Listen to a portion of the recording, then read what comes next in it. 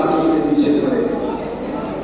अब ये ताकत कैसे बनेगी, असली बात ये है, केवल ये बात कहने से कि हमें अधिकार नहीं मिल रहा है, तो दरअसल राहुल जी को ताकत देने की बात करनी चाहिए आपको।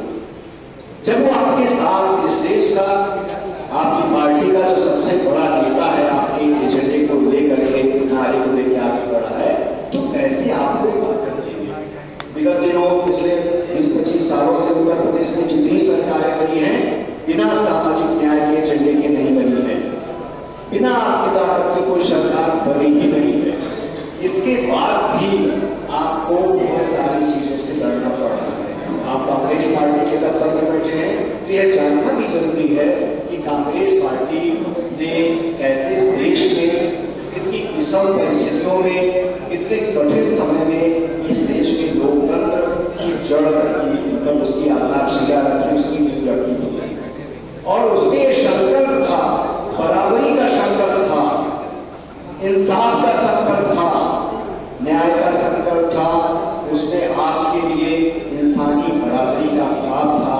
उसमें लोगों ने अपने प्राणों की आहुतियां दी, उसमें लोगों ने आत्मोत्सर्ग किया उस नींव को रखने में। तो जो आपकी विरासत है उसे भी आपको समझना चाहिए। और जब यहाँ तक आप पहुंचे हैं, तो आप समझ सकते हैं कि कोई भी इंस्टीट्यूशन नहीं है, कोई भी बड़ा से बड़ा पद नहीं है, कोई भी सरकार की कोई ऐसी बड़ी संस्था नहीं है जहां पे समाज का हाशिए का पिछड़े वर्ग का आदमी न पहुंचा। ये कोशिश हुई है, लेकिन अभी भी बहुत सारी चीजें बाकी हैं, हासिल करनी है, बहुत सारा एजेंडा अभी बाकी है हमारा।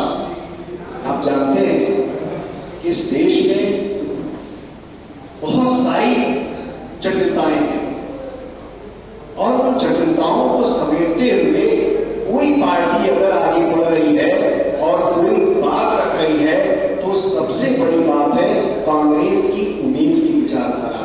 आप उम्मीद कभी मत भूलिए। आपको अपनी पार्टी के अंदर भी लड़ना है। एक बात है भागीदारी, वो बिना किसी विचारधारा के नहीं होगी।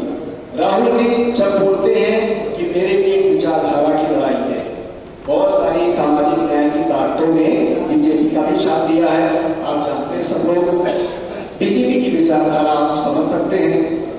सामाजिक न्याय की ताकतों ने सत्ता में बैठाया, और पावर की जो राजनीति होती है, पावर का जो संघर्ष होता है, पावर की राजनीति का, उसे भी आप लोग समझते हैं, क्योंकि आप सब लोग अपने समाज के नेतृत्व करने वाले लोग हैं। अगर इस बात को नहीं समझ पाएंगे, विचारधारा की बात को, तो वो बात आपके उसमें लैग करेगी कि केवल भागीदारी तो किस रूप में दिया गया, कितने लोगों को दिया गया। आप सोचिए, रामविलास पासवान से लेकर ठावरे से लेकर के प्रिया पटेल से लेकर राजभर, सबको भागीदारी किसने दिया? जो केवल कारपोरेट की सबसे चहेती पार्टी है बीजेपी में, उसकी नीतियां क्या है? आज सबसे बड़ी लड़ाई है इस देश की संपत्ति में आपका हिस्सा क्या होगा।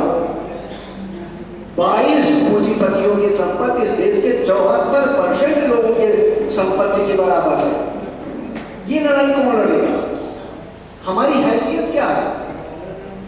तो ये जो बड़ी लड़ाई है जिसको राहुल जी ने बनाया है एजेंडा, वो लड़ाई बहुत बुरी लड़ाई है।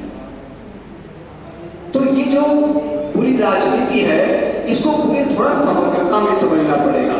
आप सामाजिक श्रेणी में लोग आते हैं, तीसरे, पहले, दूसरे, सब लोग समझते हैं।